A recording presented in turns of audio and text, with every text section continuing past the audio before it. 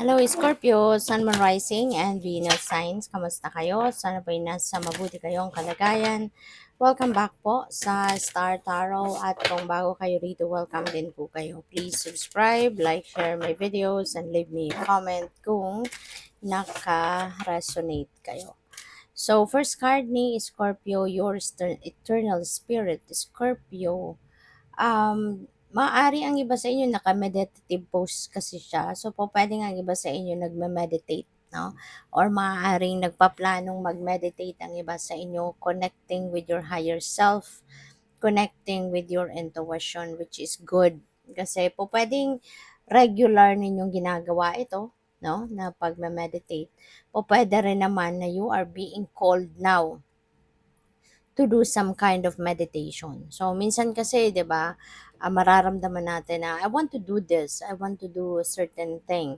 Di ba? Kasi parang nararamdaman natin na tinatawag tayo ng katawan natin na gawin yun. Di ba? May mga ganun eh. Kaya, pwede nga iba sa inyo, you are being called, no, to do some kind of meditation. No? Pwedeng ganun ang ganap.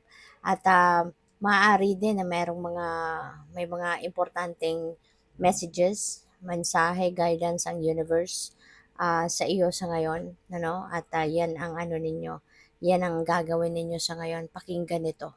No? Mag-tune in kayo sa inyong intuition.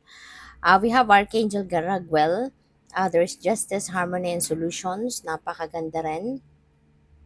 Kasi maaaring kung ano man ang pinaglalaban ninyong hustisya, maybe you are fighting for justice nga dito, no, sa kung saan man, opisina ng gobyerno, sangay ng gobyerno, gano'n, no. Maaaring meron kayong pinaglalaban, maaaring meron kayong mga nirereklamo, maaaring meron kayong kinasuhan or kakasuhan pa lang or pupuwedeng meron kayong nirereklamo sa munisipyo or sa barangay, ganyan. So, you are getting what you deserve. You are getting the justice, no? Maaaring masusolusyonan din ang problema na yan, kung ano man ang nirereklamo ninyo, masosolve na yan, mabibigyan na yan ng solusyon, ano, mabibigyan na yan ng solusyon ng opisina na nilalapitan ninyo dyan. Kaya, pwede rin na magkakaroon na kayo dito ng harmony with that person, kung sino man ang nirereklamo ninyo. No? Maaaring magkakaayos na kayo ng taong ito. Baka madadala yan sa compromise, madadala sa magandang usapan, pwedeng ganon. So, we have Archangel Fanuel. Ayan. So, new beginnings. So, pwede, no, na mayroong mayroong compromise, mga pagpapakumbaba din na mangyayari dito.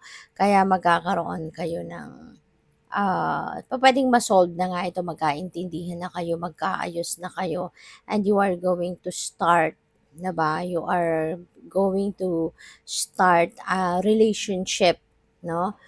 With this person. So, yun, punong-puno ka ng pag-asa, no? Punong-puno ka ng pag-asa and optimism and starting a new chapter sa buhay ninyo kasama yung taong ito. No? Pwede kasi na baka kakilala mo lang din naman yan, nirereklamo mo. Pwedeng kapamilya, 'di ba, kaibigan, ganyan. Depende sa pinagdadaanan ng iba sa inyo. But you are going to start a new chapter, no? Kasi nga magkakaayos na din siguro kayo. For others of you, yung new beginnings na to could also be not a relationship, hindi related dito, pwede rin ang new beginning na yan, pwedeng new beginning in a relationship, in love, pwedeng meron papasok sa bagong relasyon, bagong level ng commitment, maaaring meron magpapakasal, ganyan, may engage, or pwede rin na yung new beginning na to is a new beginning in trabaho. Pwedeng magsisimula kayo ng bagong trabaho, bagong career path, ganyan, So, depende yan sa inyong sitwasyon. But yes, may mga bagong simula na mangyayari dito. And by the way, maraming salamat for subscribing. And if you haven't subscribed yet, subscribe na kayo. And also, maraming salamat din for not skipping the ads. Malaking bagay yan sa akin. And also, please click the join button sa baba ng video kung gusto niyo na mag-join kayo sa membership. Okay? So, what else? We have truth. Ayan. So, truth is coming to light. Maaaring may katotohanan dito na madadivulge. Meron kayong impormasyon na malalaman sa ngayon. No? This could be a mind-blowing truth. 'Di ba minsan ang katotohanan ay nakakawindang. So, depende yan sa inyong sitwasyon. Ano? But yes, there is some truth that is coming to light. New beginnings, another new beginnings card. So, pwedeng hindi lang iisang bagay, iisang sitwasyon lang ang sisimulan ninyo rito, but there could be a lot, no? Maaaring sa iba't ibang parte ng buhay ninyo, maaaring yung pagbabagong ito could be here and there. Meron kayong bagong sitwasyon. So, meron kayong, meron kayong gagawing parang um, pwedeng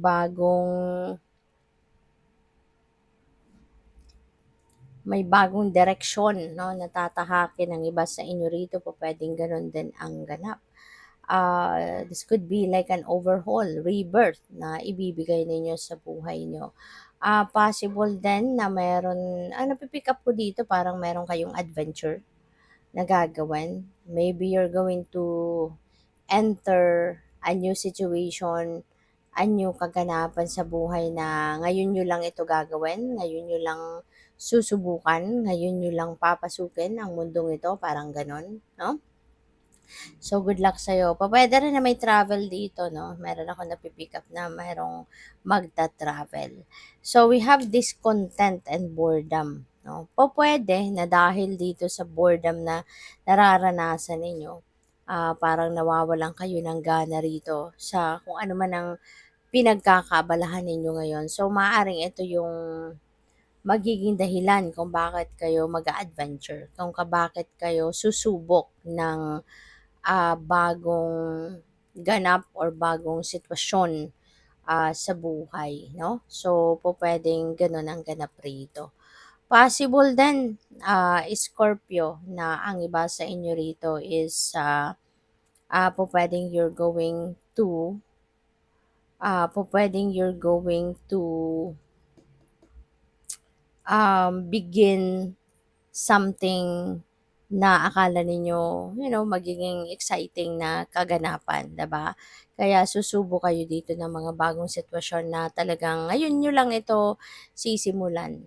Ngayon mo lang ito sisimulan, ngayon mo lang ito mai-experience, ngayon mo lang ito pwedeng gagawin. Alright? So, yun, kung ano man ito Scorpio, so ano yan, maaari na talagang magpapa-excite din ito sa inyo.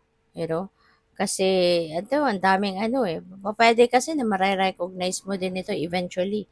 Yung liwanag na to, rainbow, that represents mga opportunities, no, na nandiyan dyan. Maaaring nag-aantay lang sa'yo na tignan mo, nag-aantay lang sa'yo na pansinin mo, ganun. So, baka eventually din mapapansin mo din yan, no? So, ganun. Good luck sa'yo. Thank you for watching Love and Light. Namaste.